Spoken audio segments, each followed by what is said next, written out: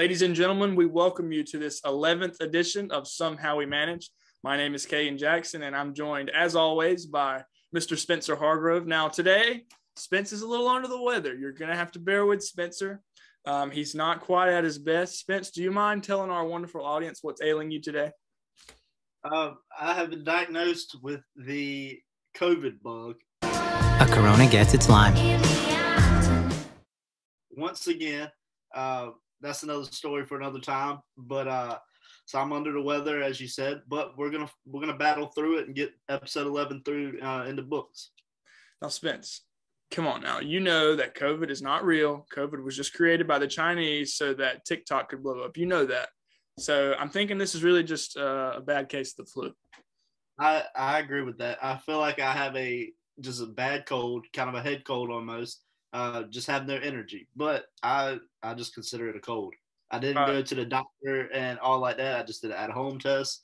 I wasn't going to the doctor and getting that swab stuck all the way up my nose. I said, if a swab's going to go up my nose, I'm going to do it myself to where I have no pain whatsoever. So, I got self-diagnosed with COVID. So you probably didn't even get a good swab in. How do we know you have COVID? It came up on the little doctors know what they're doing. Well, I diagnosed myself. What are you taking right now? Are you getting your vitamins? Dayquil and NyQuil. That's what I'm battling with right now. A lot of cough syrup, huh? Works like a charm. Okay. Well, Spenser, I can't help you a whole lot, but what I can do, I can cheer you up a little bit because we have a great guest today. Absolutely. I mean, this guy, he's up there. He's a bro for sure. So without further ado, let's introduce him, Mr. Cliff Mehrtens. Mr. Mehrtens, how are you doing today? I'm doing great. Thank you, Caegan, for having me. Spenser, hope you're feeling better. It's funny because I work in public relations for StarMed Medical Healthcare here in Charlotte, and all we do the past year or so has been COVID tests and writing about them and talking about them. And I feel your pain with the nose, man. There's no way around it, but you're doing the right thing. Just rest up, and if you're upright, you'll be okay in a few days. I know that's easy to say because I'm not sick, but it's funny that you guys are talking about something I've been talking about for way too much the past year. But thanks for inviting me. I'm glad to be here. Glad to talk about whatever you guys feel interested in. Yeah. Well, we are honored to have you. So tell me, how are things in the Queen City? What's going on in the Queen City right now? As a sports fan, it's kind of bleak. The Panthers have had 3 straight 5-11 seasons. Doesn't look really good for this season. They might be okay, but people just aren't excited as they were during the Cam Newton years. Hornets are okay, but people sort of are resigned to, we're kind of good. We might sneak into the playoffs, 7 or 8 seed, but we're never going to get a big ass free agent. We're never going to get the number 1 pick. We're not bad enough to tank, but we're not good enough to attract a free agent. So it's a mediocrity train. We have LaMelo Ball, but how long is he going to stay here? LA's calling, New York's calling. He might want to be somebody else, and he's just riding his 3 years. His rookie contract will be up, and he'll go with it to get millions. So it's hard to be a pro sports fan here. Now, our MLS team is doing fantastic, averaging more than 30,000 a game. I grew up not playing soccer, but my son is a big giant soccer head, so he has gotten me into it the past 20 years, and that's great that people of his generation, his age, and their parents are all going to those games. But a lot of Charlotte still remains, as you guys know, a college town. So you got to pick who you like. When I moved here, that's what they told me. You got to pick a team to cheer for. You like Carolina, you like State, you like Duke. Who you cheering for? I'm like, why can't I cheer for them all? So they're all right here in Charlotte, and I'm still confused. I don't know which one to pick because I'm a Louisiana boy. But sports is good because it's year round. We got a lot. We got a beautiful AAA stadium right uptown. Beautiful backdrop. Any sport you need here. We have NASCAR. I'm not a gearhead, but it's good stuff if you like it. So sports are always hopping in the Queen City. It's nice to be in a place that has that. And we have all those triangle schools I talked about where it's an easy hop. If you need to get to a game over in Raleigh, it's not an all-day thing. So yeah, you're talking about NASCAR. I hadn't even really thought about that. I should have, but it kind of should be the premier sport of Charlotte. The Hall of Fame is in Charlotte, correct? Right uptown, it is. And The track is technically in Concord, but that's 2 miles outside the city limit. So it's big. I mean, it's 2 races there a year, and sadly, I'm not a NASCAR fan, but I respect it, because for instance, I'm a hockey fan, and people look at it and go, hockey? I would never go to a hockey game. But that's my sport, and I respect their sport. I'm not big into it, but I got to respect it. They're passionate about it. The same way every sports fan is passionate about the ones they love. But it's a big deal. I mean, NASCAR is a huge deal down here. And the history, all the history I've learned since I moved up here about NASCAR, it's just fascinating. It got its roots here. And those guys really were running moonshine from the police. It wasn't like this organized sport or something. These are cats breaking the law and drinking moonshine out of their trunk, which is pretty cool. I did that once, but. Well, yeah, as you know, drank it, didn't run from the law. I just drank it. Yeah, as you know, so at UNCW, you have a special place in your heart for UNCW basketball, right? Yeah, so we played in the CBI down in Daytona Beach. Spencer didn't go. I can't remember quite why Spencer was there, but we won't talk about that. But yeah, I do remember I was picking up food or going to FedEx or something, and we went by Daytona, the 500. I'd never seen it before, and you kind of see it from a distance, and it looked small. I was like, it was nothing like I had envisioned. And then we got closer, and it got bigger, and it got bigger, and it got bigger, and it just kept going. And I was amazed. But the cool thing was, like, they had the Dale Earnhardt statue out front. You''d always seen that, but just a tiny little, snippet, whatever. Spence, this guy's brought up hockey. I mean, you're a big Hurricanes fan. I'm not qualified to talk about this, so I'm gonna let you take the reins here, and you guys just talk all the hockey you want, okay?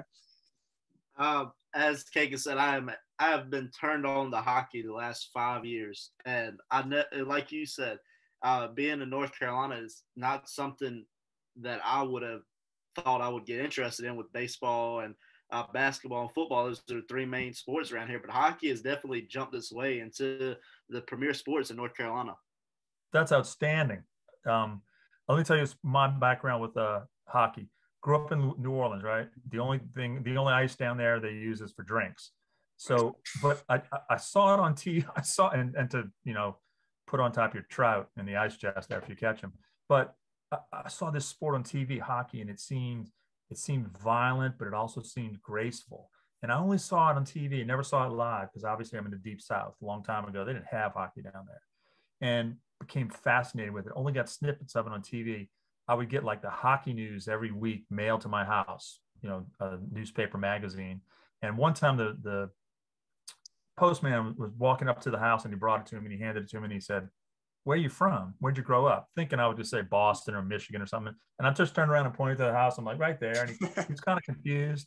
We built organized when I was like maybe 12 or 13, a hockey league out in the street. We had to build our own nets out of wood, build our own sticks out of brooms. It sounds like caveman stuff, but kids were fascinated. They would come from neighborhoods around to play with a tennis ball, or play with a wiffle ball. And we did like 2 years of that until one kid across the street, he got checked into the drain by somebody else. We didn't wear pads. He got checked into the street drain, broke his collarbone. So the league had to disband because she was pissed that her kid got hurt. Keep your head up, boys. Keep your head up. Yeah. But anyway, I get to the Charlotte Observer, right? And I'm here, and Hurricane story.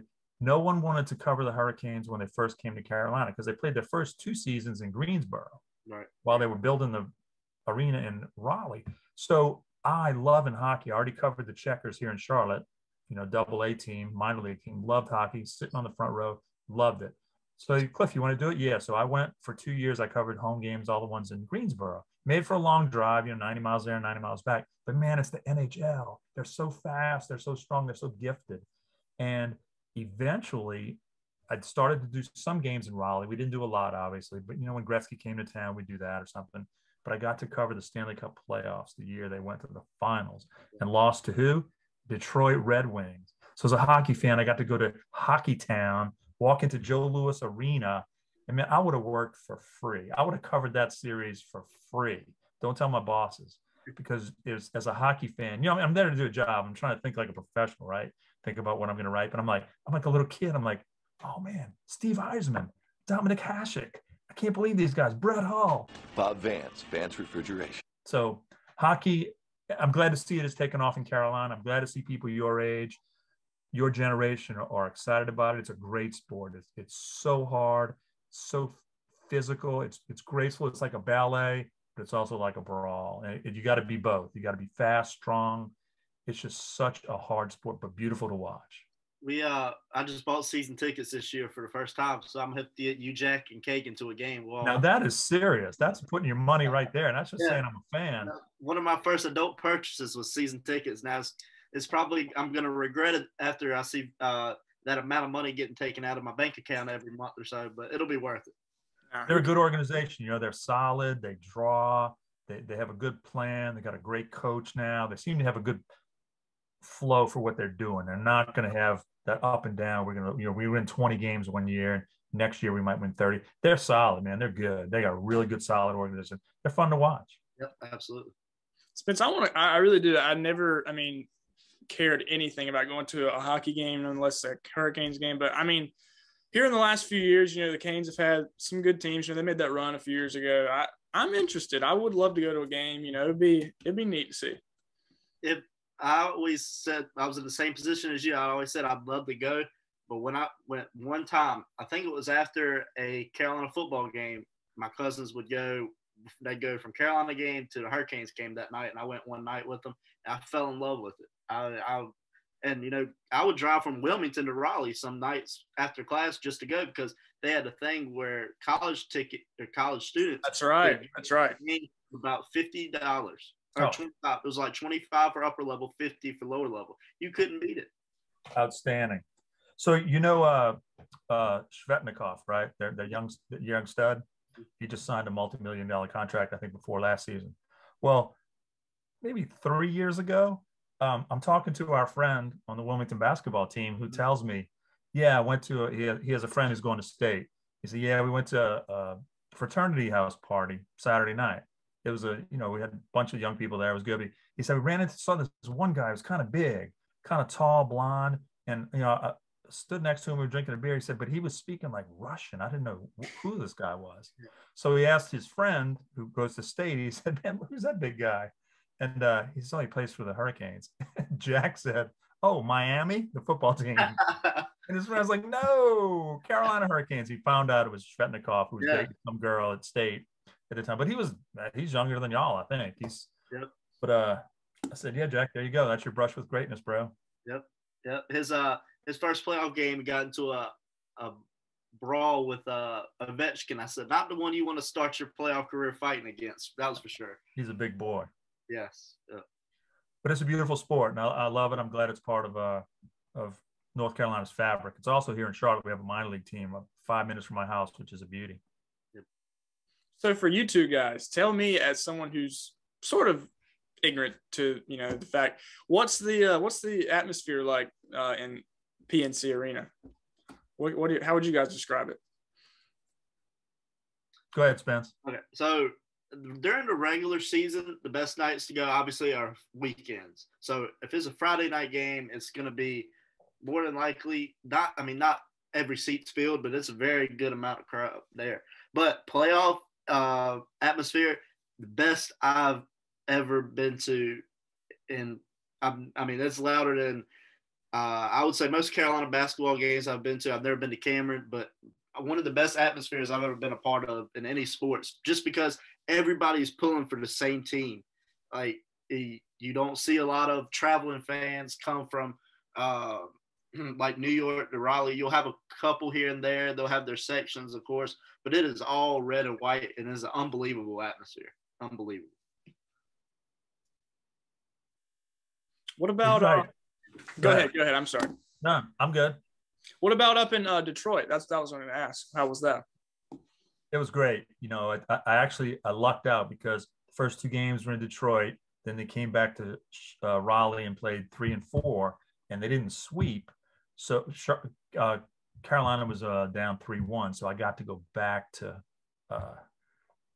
Detroit for games 5 and 6, which was like, my bosses weren't happy because they had to buy a plane ticket again, but I loved it. Yep. I learned don't walk in downtown Detroit at night. And we also, I remember when this was, it was 2000, it was 2002, because 2001, because we had just had the 9/11. So it was the following spring, and a bunch of sports writers and I, in the off day in between games, where all you had to do was cover practice that morning and then write a story, we had a night to go out. So we go across the river to the Windsor Casino. Windsor, Ontario is right across the river. You can see it from downtown Detroit, but it's another country. So we cross over, go to the casino, have too much to drink. We're all piled in one car. I don't know, some guy's driving. I don't even know who he was, where he was from.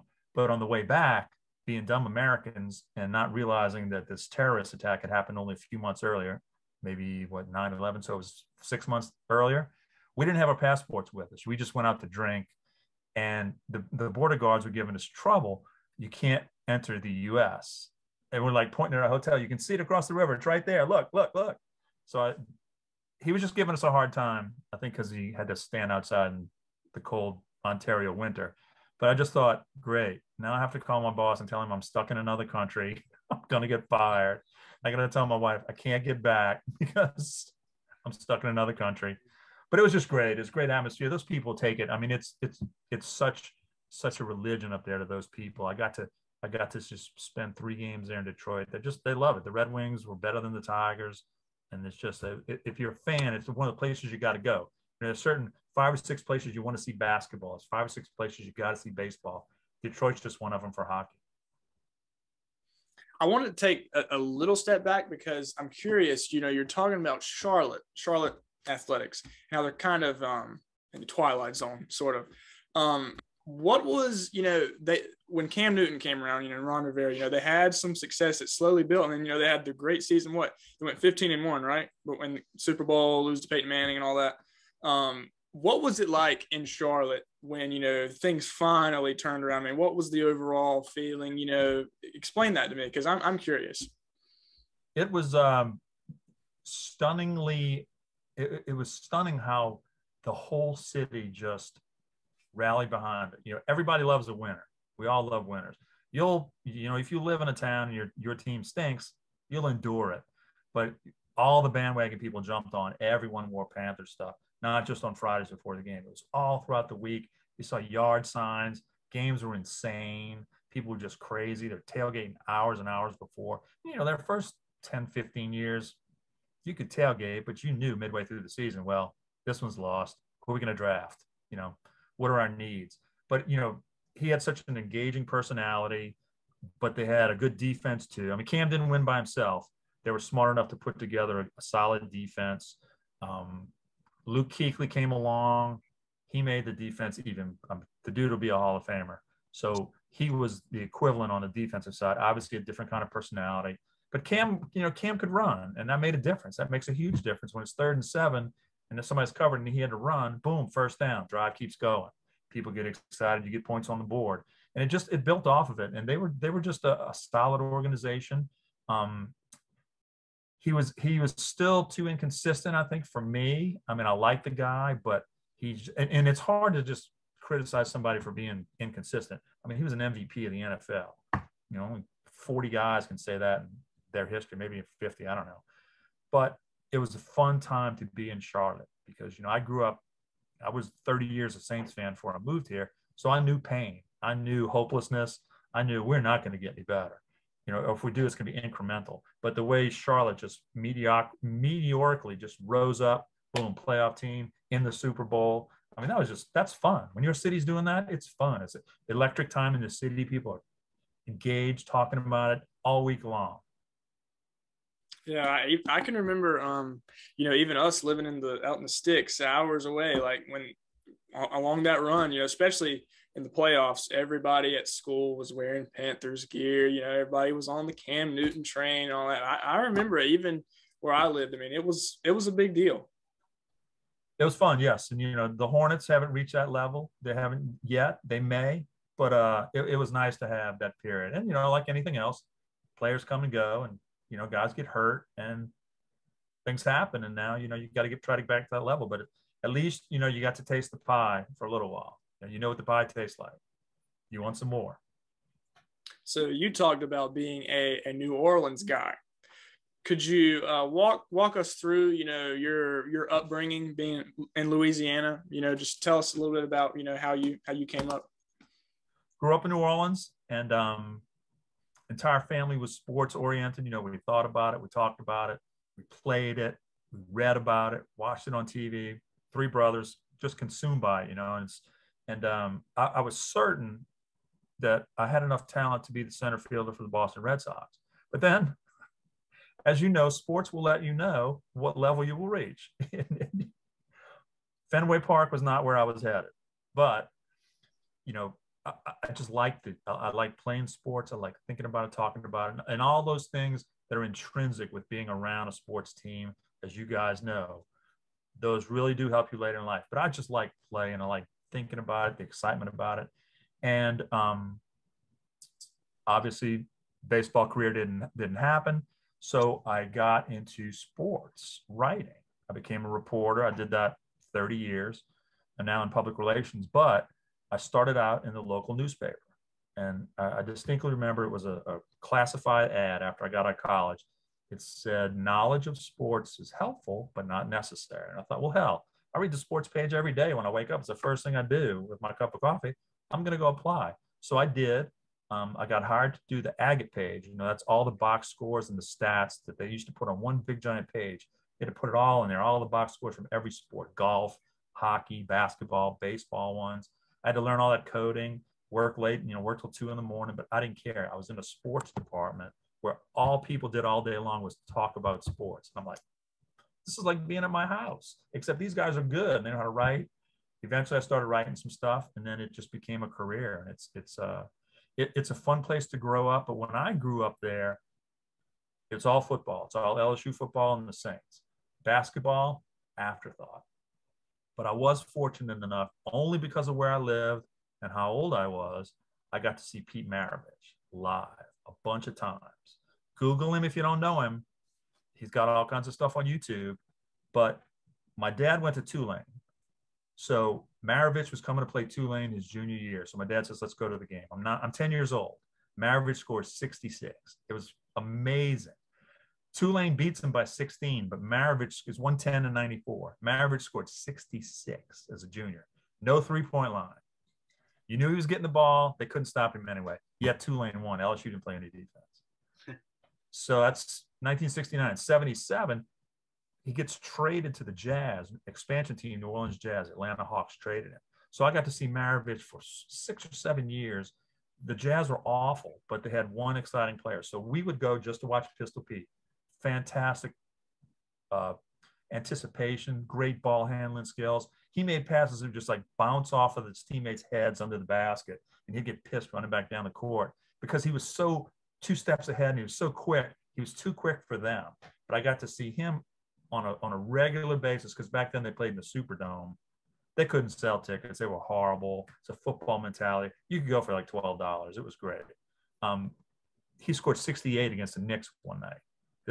This was against Walt Frazier, all-pro guy. He'd been NBA all-defensive team the year before. 68 that night. It was 1977. Way old, but you know, I was fortunate enough just because of geography to see him. And I got into sports writing, and it became, I realized now in hindsight, I couldn't play sports, but I was fortunate enough to have a profession where I was close to it. And I got to, you know, I made a living writing about, observing, talking about sports, man. How lucky am I? Man, Pistol Pete, we talked about this not too long ago, but, you know, LSU, being a state fan, you know, we're the downtrodden, obviously. But we talked about this. You know, I have 2 things with LSU, Shaq and Pistol Pete, because, you know, obviously Press Maravich succeeded Everett Case, the legendary coach at NC State. Mm-hmm. And Press Maravich is obviously Pete's dad. So Pistol Pete actually went to, I think he was having some disciplinary issues, went to high school like 10 minutes down the road from where I grew up. It's not even there anymore. I don't even know what it was called. Out in Roseboro, North Carolina, but he went to military school out there, went to Broughton High School. And so everybody thought, you know, this high school legend was going to play for NC State. I don't know exactly how it worked out, but, you know, dad took the job at LSU, Pistol Pete wanted to go to LSU. The rest is history. And then with Shaq, you know, he has said in past few years that he wanted to play for Jim Valvano. And, you know, before there was Shaquille O'Neal, there was Charles Shackelford at NC State. He was the original Shaq. So a lot of people like to play what if with both those guys. I mean, both legends. And LSU doesn't have a storied history, but I mean, those two guys are just, I mean, unmatched. I have a Shaq story too for you, LSU. So I'm a young sports writer, maybe, I don't know, first or second year. And, you know, the basketball season in between like Christmas and New Year, it's cupcake season, right? You're playing, LSU has a cupcake. Somebody's coming to Baton Rouge to play. It's going to be a 30-point blowout. And all the veteran sports writers, they don't want to cover that game. It's Christmas week. Most of them are off. I think that whoever the LSU beat writer was, he didn't want to cover it, but we had to send somebody. So they sent me, right? And I'm doing high school games. I'm doing games in you know, New Orleans. So I get to drive 70 miles. I get to go to a big college arena, eat the pregame meal, and I'm watching LSU. Can't even remember who they played. All I remember is this. Shaq, it was the biggest, nakedest dude I've ever seen. He came out the shower to his rocker. You couldn't even see the lockers. That was the biggest dude I saw. He's 19 years old. He was huge. He scored a bunch of points. He was so quick back then. He was massive. I mean, I'm like, this dude can play. And, you know, I think he played 3 years at LSU, but you know, they've been up and down. They've had some good years, but he and Maravich are the beacons of LSU basketball. Still a football school, but Shaq was just incredible. And people warmed to him. You know, they played Duke one year. He's the one who broke Kenny Smith's wrist, I believe. Fouled him. I think so, if I recall. But Shaq was just phenomenal. So we're talking about LSU. And obviously LSU football is, you know, among the top year after year. Do you ever have you ever had the chance to make it to a game in Death Valley? Oh, absolutely. Plenty of them when I was younger. None since I've been here at LSU, excuse me, in North Carolina. I thought about it with Jack, but we could never swing it because during their heyday, he had to get back to school Monday because if he didn't go to school Monday, he couldn't play soccer Monday nights. So we couldn't do that. But I grew up going to Tiger Stadium and it's one of those things. It's hard to describe to someone what it's like. That's why it has that reputation, which is so much fun because, you know, win or lose, Cajun people just are glad to have a good time, man. They just want to have you, you know, come by, tailgate 6 hours in advance, come eat some jambalaya, man. It's all good. Have a beer. You know, we'll win the game. But, you know, they're just hospitable people and great atmosphere. Obviously, a huge stadium. I think it's up to 100,000 now. But it was fun. It's just a fun, mystical place to go when you're a Louisiana kid. You know, you hear about it, then you have this hour-long car ride to get there, and it's sort of by the time you get there, you're all jacked up. It's the sea of purple and gold, and I remember have just so many good memories of that. They would also roll into town. They discontinued the series, but this is when Tulane was Division I.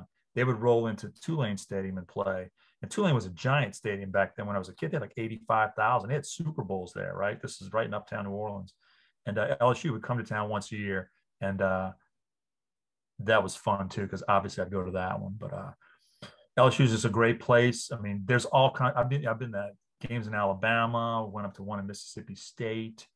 All great because it's SEC, and obviously the emphasis is on football, and the crowd takes that seriously. But you know, when you're a Louisiana boy, and it's the only game in town too. It's the only game in the state. There's a bunch of other colleges, but there's only one football team that really matters, and that's the Tigers. Go Tigers! There you go. Exactly. So do you think that Jack? Man, he says it all the time. Do you think that the 2019 is the best team ever, best team in college football history? Absolutely. They beat 8 teams that were in the top 10 at the time.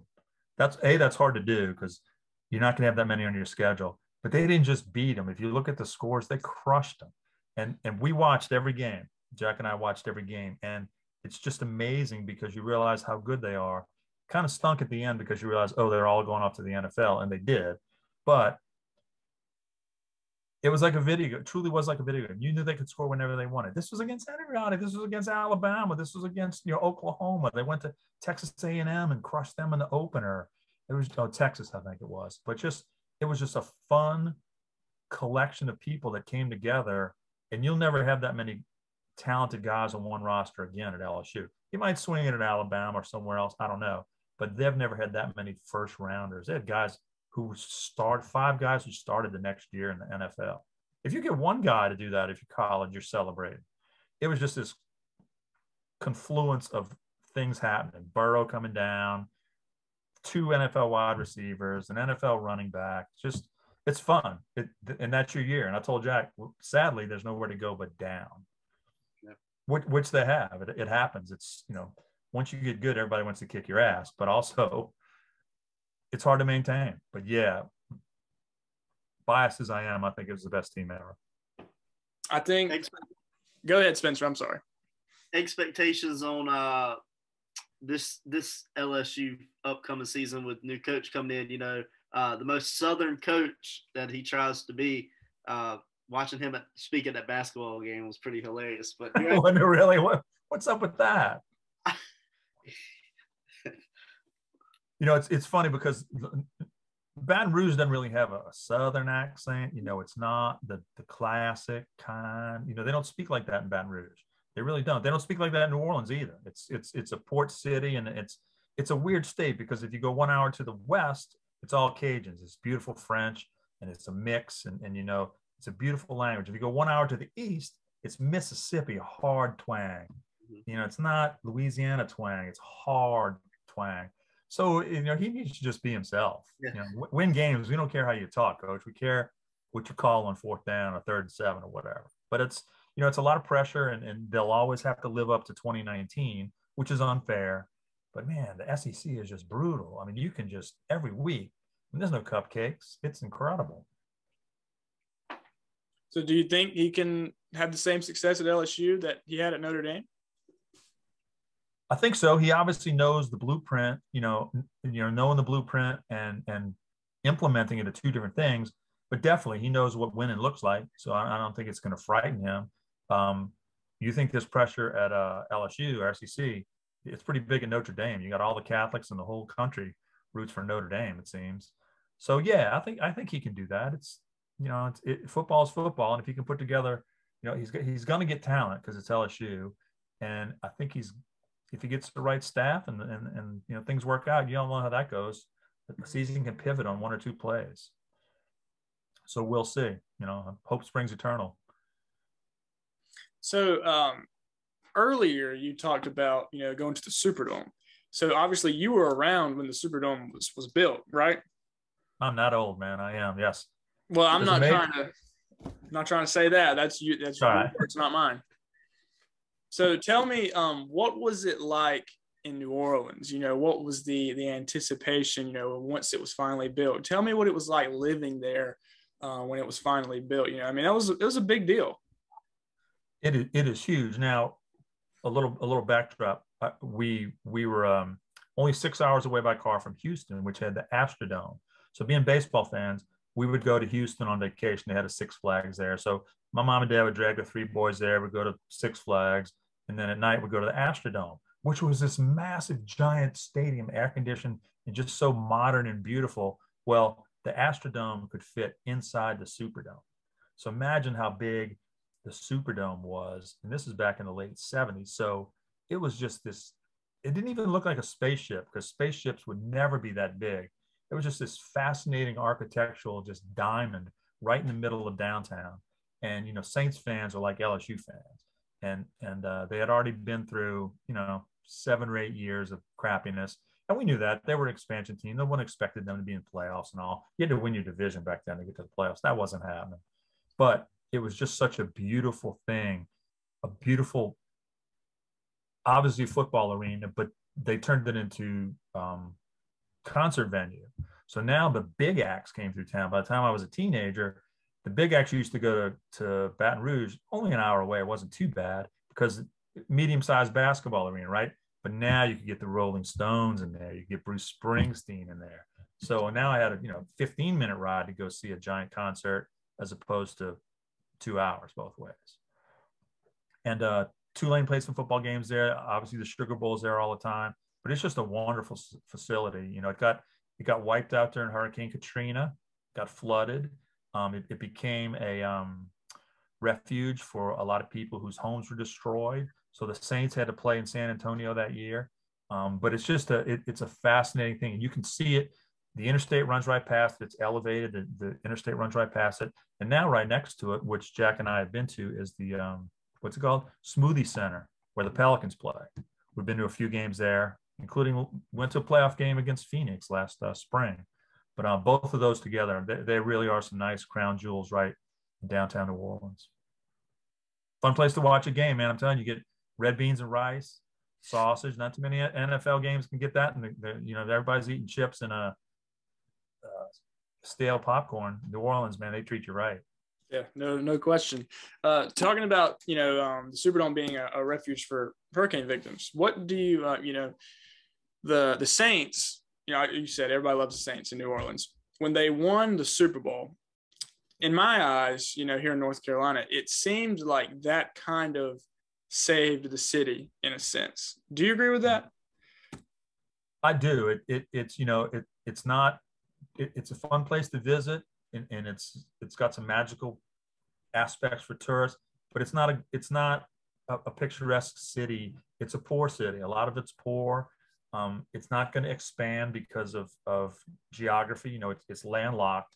You can't go south because you hit the Gulf of Mexico, and it really can't expand because of the marshes. You can't just whip up a suburb like you can around Raleigh or around Charlotte. So they need to put hope into something, right? It's not a place that's going to ever thrive like a growing city will. And they really took that hit emotionally and obviously physically with the hurricane. And for them to come back and play that season, and then a couple years later win the Super Bowl, it's an incredible feeling. And, as a fan, after you do 30 years of pain, you just want once, you just want to taste victory once. You think about it when you watch the Super Bowls. Well, what's that like when they're holding up the trophy? And then suddenly the team you cheer for is getting a little closer. And you think, wait a minute, these guys are in their prime. Maybe Drew Brees can do this. And then it happens. And it's sort of like this, it's a surreal feeling like, okay, it's us. Why not?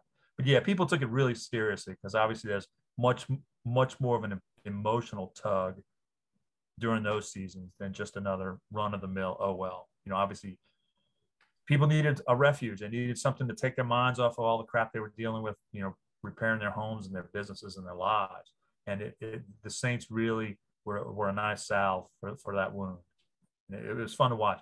It was fun to watch just because it was great football, but it was also fun to see people, people older than me are like, I never thought I'd see this. Like when the Cubs won their first World Series in 100 years. I just wanted to see one before I die. That's sad stuff. Or these people like watching it, telling you stories about how their house got wiped out. I mean, it was really that's an astute observation, because you're right. It did pretty much save a city. So Spencer, this next one is for you. I don't know if you know this or not, but I have been told that you were in person for the '82 UNC Georgetown game, correct? Me or Spencer? Yes. No, not Spencer. Spencer was not quite alive yet. I don't know if you thought of yet. I was there. I was at the Superdome. I was not. I wasn't at the newspaper yet. I was still in college, and it was the final. I lucked us some tickets the last day. A friend calls me and said, "You want to go?" Now I can tell people. I can make up a story and say, "Oh, I was right there when Jordan hit that shot." No.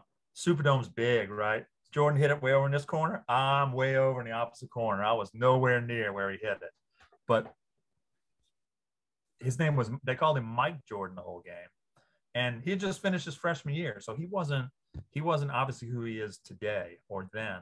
He was just this real good freshman on a team that was already loaded. I mean, they had Perkins and Worthy and who else? I can't remember. But it was a fun night because North Carolina was this mystical team. You got to remember, this was before cable TV. This was before the internet. You might see an ACC game on a Saturday, maybe. Didn't have Sunday games. So you would see them and you'd read about them in the newspapers. And to us, Louisiana, it was like this mystical land, the ACC. You had Raleigh. You had Durham, Chapel Hill, all these places. And they're all close together. I keep reading about that. I wonder what it's like. So I was just getting dribs and drabs of it. And cable TV started not too long. Cable TV might have been around by then. But still, to football-crazed Louisiana, to have it come to your city, I was blessed to sit there. It was a good game. I mean, everybody thought Georgetown was going to win easy. But I remember it being very exciting. It was fun to watch. As a basketball fan, I just loved being there. Something that was it's a national title game. Hell, I couldn't have afforded a ticket back then. I was cutting grass. you had a better experience with that game than I did this year in New Orleans. I'm 0 for 1 Oh, in yeah. New Orleans. What'd you do? I drove all the way from Wilmington to New Orleans for the championship game this year. So I don't have good experiences from New Orleans, but I had a fun time. I would love to go back for a Saints game though. I'm sorry, man. I'm sorry. So it's all good. Saints games are fun. They really are, and they'll treat you right, man. It's just a good time. I was telling Caegan we need to all go to Bourbon Street. I said that place was unbelievably. I saw it firsthand that night, but I can only imagine after a Saints win. So imagine growing up in that town, and I had that option every Friday and Saturday night. Oh yeah. I feel bad for you. No, don't. Don't at all, man. It's funny because, you grow up there and you think the whole world's like that. And then I move here, it's like the Bible Belt. I'm like, what? I can't buy a drink on Sunday? What? And in New Orleans, liquor's in the grocery store. You just go down the liquor aisle and you can buy hard liquor in the grocery. You can buy it at a drugstore. The equivalent of CVS, you just walk in and buy some bourbon. You can walk around with an open drink, no big deal. We moved up here and we were house hunting, and just me and my wife, and we walk out to dinner, and she takes her drink with her, and the restaurant manager about had a heart attack. He's like, "You're gonna cost me my liquor license." She's like, "What? Can I get a Go Cup?" And he's like, "No." I realized then New Orleans isn't like the rest of the world, but it's not just about the liquor. It's French Quarter is fun. It's also I got to be exposed to music. It's big and down there, and you could just walk into a club and hear some blues guy who played 30, 40 years in Chicago or Memphis just playing by himself or playing with 4 or 5 guys, and like, damn, these guys are good. And then somebody leans over and says, yeah, he played with Buddy Guy, or he played with Muddy Waters. He's retired now. He just plays for fun. I heard some great musicians for very low prices just walking in or out. A lot of good concerts in town too, but it's a fun place to grow up. I was very fortunate. Good sports town, good music town. People love food down there too. Everybody weighs 300 pounds, so they're not working out; they're eating out. So I'd like to transition back into your work a little bit and talk about your time as a sports journalist with the Charlotte Observer, like you said. So for starters, could you just tell us how long exactly you were there and all the teams you covered? I did it for 18 years. I started at the paper in New Orleans. We moved up here because my wife was also a journalist. She got a good offer from the Charlotte Observer, came up here. I got a job as a sports writer. 18 years was a long time. Newspapers obviously aren't what they were years ago back then, and they're more or less dried up. And that's cool. I mean, we all carry a computer in our pockets with us, so you can look stuff up immediately. But I got to cover a lot of high school sports here in Charlotte, and I was the hockey guy. I covered the Checkers and I covered the Hurricanes. And I liked that because it was a nice offset against the high school sports. Now people think, oh, high school sports, you didn't cover the Panthers, you didn't cover the Hornets. No, I didn't. Only one guy covered each one of those. That's fine. The beauty is what I covered high school, I had 80 teams to pick from. They only had one. He's going to a Hornets game every night. Whether they win or lose, he's going to a Hornets game. Yeah, it's the NBA, but I got to see a variety of great high school athletes. And I learned not the importance, but I learned what an effect sports writing can have on young athletes, and football programs and basketball programs, whatever sport I was covering. And I really liked it because we got to see a lot of different great athletes. Some moved on, played professionally, some started in college, but I really enjoyed the variety because there's so many sports. Just when you start to get tired of football season, basketball starts. Basketball's starting to wear you down. Spring season's here. Summer off season. I got to write a lot of different stories about a lot of different people. And really that's what sports writing is. It's not so much writing about a game. You had to write about games, yes, but it's telling stories. It's sharing stories. And I can't just write that Spenser gained 225 yards and 18 carries last night. Tell me a little bit about him, what makes him different. If I'm doing a feature story, I can't just say he's a fast running back. Every other team has a fast running back with 1,000 yards. What makes Spenser different? Oh, he's blind in one eye, or he came back from an injury, or he has this lovely hobby, not habit, something that makes it a human interest story as much as it is a sports story. And I always use this mentality. write the story so my mom would read it. My mom's not going to read that Spencer is just a fast running back and he's big and strong and he lifted weights all summer. He needs those things to be a good football player, but you try to humanize things, you know, and just make it interesting to a wider audience than just the people who are reading about that football team. But I enjoyed it. I got to, you know, I wasn't just stuck in the high school beat, because NCAA regionals would come here all the time. And I would get to see Duke played here a couple of times, got to cover those games. Every once in a while, I do something for a college football game that was nearby here, be it sometimes State played here. I don't think State played here, but we would also have college basketball games would roll through here. For a 4 or 5 year period, they would do like this little preseason tournament where 4 teams would come down and play like a little round robin. And that was fun. So I got to do a lot of different things. And I was very fortunate. It was a time when newspapers were popular, and, you know, people cut stuff out. And, you know, you had to, when I say cut stuff out, they put it in scrapbooks and stuff. And, you know, you wanted to write that nice story about a fun team, but, you know, you also had to write hard stories and about, you know, we had schools violating recruiting. We had coaches getting fired for doing nasty stuff. You know, it's journalism. It's not just puff pieces, but I loved it. I loved it because it kept me close to sports, which, you know, consumed my life as a youngster. And I really liked it because it taught me how to look for things, how to not just see the game, but how to think on my feet, because I had to write a story right after the game, and think about how I would present this story if I'm writing a feature, something I could work a few days or a couple of weeks on. So I loved it, and it matched what I like to do. I like to read and write, and I like to tell stories. And it's whether that's drinking a beer or typing it out on a keyboard. You know, that's what all sports writers and journalists are. Really, we're storytellers. There are a lot of great high school athletes in Charlotte, and a lot of them never really make it. And you've got to see that firsthand.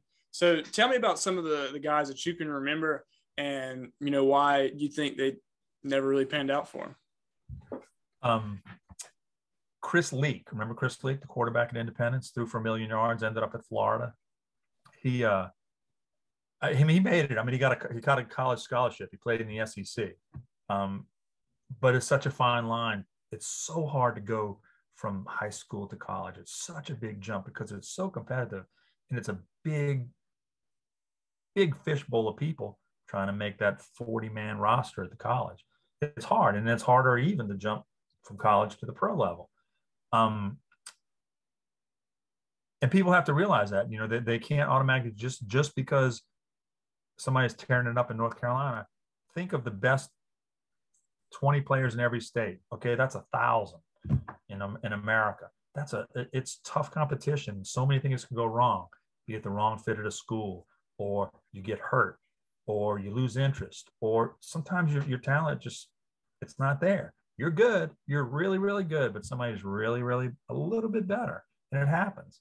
But, you know, I got to see a bunch of good baseball players who got drafted. A lot of football guys. Football was big here when we started. And it's fun because you see the excitement they bring to their families and to their schools. And it's really, back then when I first started, it wasn't so much AAU ball and stuff. Travel teams hadn't developed yet in baseball and basketball. And they just played it for pure love of the game. Again, travel kids do too. I get that. I'm not saying that. I'm just saying, you know, they got their enjoyment from those 15 football games they played, or those 25 baseball games they played, representing their school. That's all they played for. It's all they had to play for was, you know, whatever high. That's what they were playing for. And it was fun because, you know, you get to know them, and they're not spoiled. Obviously, they don't have agents. They're 17, 18-year-old guys, even the college guys. They're cool. There's young people that play in a sport. And you as you get older into your 30s and 40s, you remember that. These guys are good. And I get to tell their story. So I try to always be, you know, aware of who would be reading the story. And I just wanted to be fair to them and make it interesting. You know, why am I going to read about it? I got to try to drag you in as a reader. You know, you got plenty of things you can read in the newspaper or watch on TV. Make it interesting. And I saw some great athletes. I saw some great performances. I saw Will Greer, who's now the backup quarterback for Dallas Cowboys.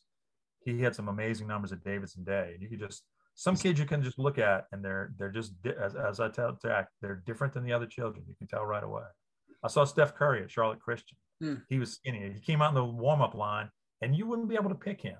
If you just looked at all the guys, you would think, that little skinny guy? Well, he already had a mark on his back because he was Del Curry's son. Del Curry was a star, very popular player here for the Hornets. But he was just Del Curry's son at that point. Well, then obviously the game starts, and, quote, he's different than the other children. You can just tell. He's playing a game 2 steps ahead of them. And he didn't shoot as much in high school because he didn't have to. They had a loaded team. I think 4 guys went and played in college. And the coach wasn't one to run it up. He'd get up by 20, and he's running in the second string. So, he puts a little something in the bank for next year. But you could just tell Curry was just a special kid. Could you tell us a little bit more about that Independence High School, the run that they went on? Because I better than I do, but it was the longest in the nation at one point, was it not? Yes, it still is. 107 games. It was incredible. I was there when they lost it. They lost the streak in Cincinnati. They played a game. Teams didn't travel far out of state. I mean, they didn't do that back then. It was just starting to do that. They went up to Cincinnati and lost to Moeller High. But it was just amazing. Their coach was an incredible offensive mind, and he wasn't demanding in sort of a punishment sort of way. Tom Knotts was his name. He just demanded excellence, and the kids responded. And then it started, they had that one year they go 15-0, win the state title. And then it was 2, and then it was 3, and there's kids gravitated toward the program. There's, kids within the middle school started lifting weights early. Everybody wanted to be a Patriot. And they just destroyed some people. But you know what a lot of it was? It wasn't like they were bigger, faster, stronger. And they were in many instances. It was from here to here. Other teams just I would watch them during warm-ups. They're over there looking. They're looking at Chris Leak throwing during warm-ups. Instead of going through their own drills and they're half the field, they're looking over their shoulders, looking at like, oh, Lord, here it comes. And then it got big enough. The streak got big enough where it became a thing, right? 3-4 years in. And it's sort of like rolling into North Carolina. You don't have to play the whole history you don't have to beat every Tar Heel that's ever played. You only got to beat those 11 guys on the field that night. But it gets in your head because you're human, right? You're thinking, oh, God, we're playing Independence. Like, oh, God, look up in those rafters. I see all those retired numbers North Carolina has. You're not playing the legacy. You're just playing those 11 dudes. But many times, if you weren't perfect, you weren't giving them a game, and they would just steamroll you. They threw the ball a lot more. They were on the front end of throwing it 40 times a game back in high school. Now it's commonplace, but they completed 35 of them, so that made a difference. But he just had a great offensive mind, and he whipped the kids into shape, and they were fun to watch. They were like a college team. In some games it was over at halftime. It really was. And of course, it wasn't a fluke, because then he went down to Dutch Fork, where he still is, South Carolina, and he's won 3 or 4 championships down there too. Yeah, so there you go. I want to talk about music. Music, okay. Music, yes, because you are a Almond Brothers super fan. Is that fair to call you a super fan? Not a super fan, but I like them. They're up there. Great music. I wish I could have seen them live. I love their music. It's sort of like the soundtrack of my youth. They were always on the radio. Everybody liked them. So it wasn't, hey, turn that off, change that channel. They were good. People liked them. Boys liked them. Girls liked them. So it was nice. You put on a whole Almond Brothers album. People were fine with that. Sad I never got to see him live, but I came close. So I can't remember what year it was, but Greg Allman's still alive. And he by that time, he had gone out on his own, right? Well, I saved up my money, back then, 100 years ago, $25 for a ticket was a lot. Saved up, got my ticket, man, we're going. I think it's like a Friday or Saturday night in New Orleans. He's playing like a mid-size arena. I am so excited. Even though it's not the true Almond Brothers, it's still Greg Allman. He's going to play Allman songs, right? Get to the arena. Show starts, no opening act, right? Show's late, 20 minutes, 30 minutes, 40 minutes. Finally, he comes out, staggers through a song. He's really intoxicated or high. And you can tell immediately. It was kind of disappointing because it wasn't working. Then he kind of slips. Then he half falls down, walks off the stage. Then the lights come on 15 minutes later. Show's over. There's no other acts. I'm sorry, ladies and gentlemen, the show's been canceled. So 2 weeks later, we read in the Rolling Stone, which is where you got your music news magazine, he'd entered drug rehab. I forget where, but he went to drug rehab. Okay, I feel bad for that, but I'm still pissed because I think he owes me $25 for that ticket. I'm bitter. So could you give me a top five Allman Brothers songs? Is that possible? Sure. Well, I don't know. I mean, you probably know their full catalog. If you could do 10, do 10.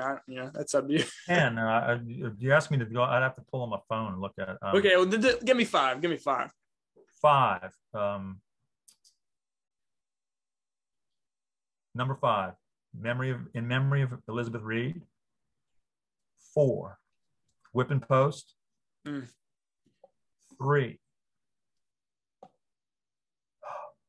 Ain't Wasting Time No More. 2, Jessica. 1, Melissa. Why is Melissa the top one? Just is? I don't know. Just is. Why is chocolate my favorite ice cream? Just is. Just is. All right. That's Great good. song. They're all great songs. And I'm sure there's 5 more who could replace those. Once I go back to my Spotify, I'll should have included that one. Just like their style, man. They had 2 drummers. They could be fast. They could be slow, always melodic. It was I love listening to them. I did. Still do. Great. I love the Almond Brothers. Awesome. I went to see Ron White. Are you a comedy fan? You like Ron White? I know Ron White. Yeah, I went to see him in DC. Tater. Yeah. Tater salad. There you go. Yeah, I went to see him in Tater DC. salad. That's it. Yeah. A couple months ago.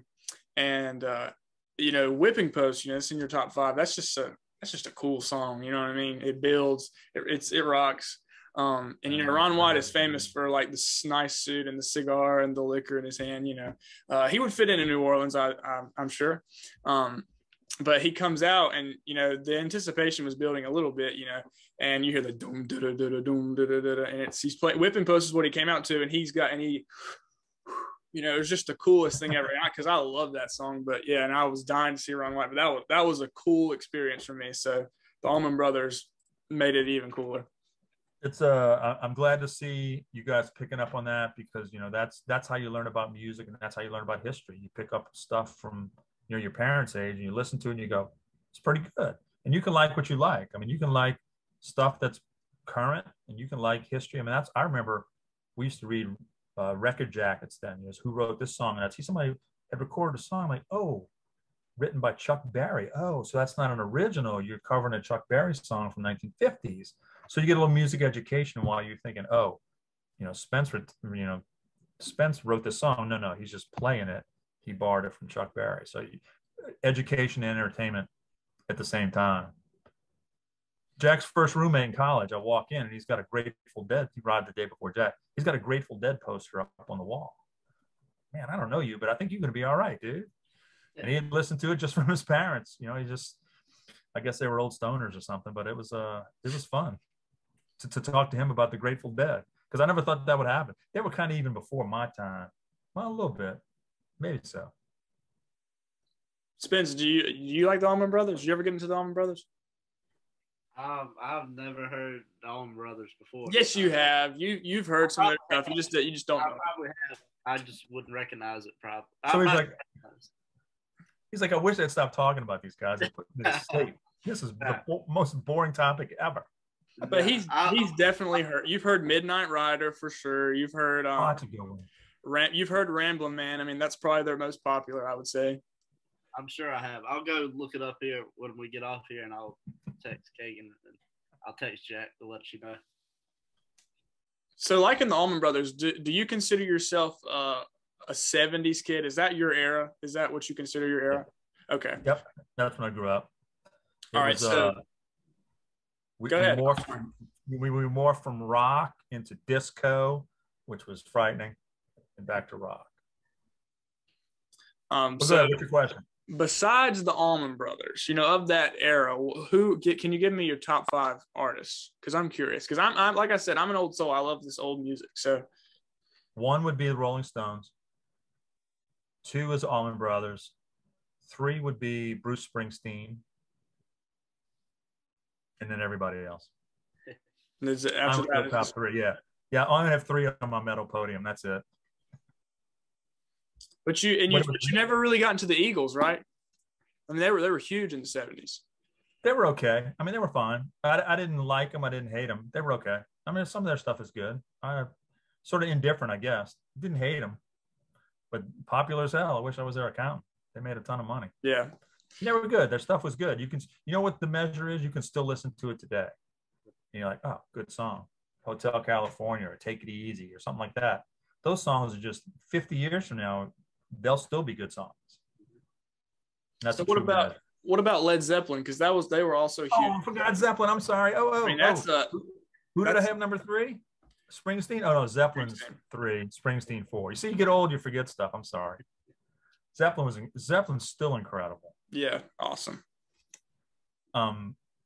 They never came anywhere near where I could see them, but they made a movie, and all it was back then, they filmed a concert and they played it like at a theater in New Orleans. Like for a couple of years, it was the midnight movie. You would just go and watch it in a movie theater, but it was so good because there's no TV. There weren't no TV back then. It was just this group that was just amazing.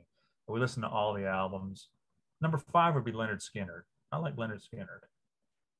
Oh yeah, so you're kind of into the soft rock, southern rock kind of era. Those two. Skinner's had some hard stuff, but they also did ballads. And I realized, why do I like Springsteen? Why do I like Leonard Skinner? Because their songs told stories. Yep. And I realized that's what I like. Some are okay. You have some songs that are just repetitive and it's a certain beat and all that. But if a song can tell a story, that's just like a newspaper person telling a story. And that's what I like to hear. I like to give me a story that entertains me, makes me think. And a lot of those artists I just mentioned did. Obviously Led Zeppelin, not so much, but they were so good. They could play blues, they could play hard stuff. Zeppelin's the real deal. So you're a storyteller at heart. I love that. I am, yeah. Tell me your top band. Who's number 1 for you guys? Spence. Lil Wayne? No, not Lil Wayne. Maybe when I was 11, but yeah. I mean, I'm the Leonard Skinner guy myself. Yeah, I love Skinner. AC/DC's up there. Guns N' Roses. I mean, me and Caegan are about the same when it comes to music taste. Just any type of music, we both like it, really. Good. Caegan's more of an old. I'm pretty old school. Yeah, Caegan's more old school, but I don't listen to anything new. Yeah. That's cool, man. Dabble. You never know. Sometimes you uncover stuff and you're like, sounds good. Let me go down that road. And you find something. All good, man. Music's beautiful. I try to play it in the background all the time. Love headphones. If I got to do a stinky job outside, man, put those on. I'm good. Heck yeah. Especially on the lawnmower. You're weed eating or whatever, doing some yard work. Yeah, that's the best. Just put those. The time flies. It really does. Sure. That's what music can do. Well, Spence, do you have any closing remarks for today? I don't. I'm glad. I'm sure we've met a couple of times just briefly, but I'm glad I finally got to sit down and have a conversation with you. Jack talks about you a lot, so I'm glad I got to finally meet the face to the man that raised Jack Mehrtens. Thanks, man. Well, you guys, you're always, every time I see you, you're busy. You're humping. You're carrying something. You're running. You're going in and out. It's not like you can sit down and just kibitz with me at a game. But both of you guys, I want to say I admire what y'all do, and obviously having an in with Jack, I hear what you guys do. It's just an incredible thing. Managers are a vital role in any team success, and even if your team stinks, you still got to grind and be a manager, because the stinky teams need managers too. And what you guys do, it reminds me, there was a guy, He played for the Charlotte Checkers. He was an older guy. He was like 32. He had been up to the NHL, and he was sort of playing his way down. And he was there really to help the younger guys, the 21, 22-year-olds. But he was described. His name was on the Stanley Cup the year the New York Rangers won it, and his name was Mike Hartman. And he always told me, he said, "No, I didn't do a lot." He said, "I was just a spoke in the wheel." But every wheel needs those spokes. And he was just like, it reminded me, you guys do an important part of that wheel. Every spoke has a role, and I see how hard you guys work. I don't even see half of it live, but I hear about it. So congrats to you guys. Take pride in what you do, because we realize what you're doing, and keep up the good work. It's going to serve you later in life, man. The stuff you're doing now, it's going to serve you later in life. You know how to work, so that's hell. That's half the battle. Yeah, well, we're appreciative of compliments anytime, because we don't get them very often. But yeah, you get yelled at. You get yelled at. Come on. Yeah. Never. So if you like what you heard today, please share it with your friends and connect with us on social media. We're on Facebook, we're on Instagram, we're on YouTube, and please share with your friends. We're very, very appreciative of those who listen, and we're very, very appreciative of our guest today. So thanks again, Mr. Mehrtens. Always good to talk to you. Thanks, guys. Y'all have a safe weekend. I appreciate it. Thanks for asking me. It's been a fun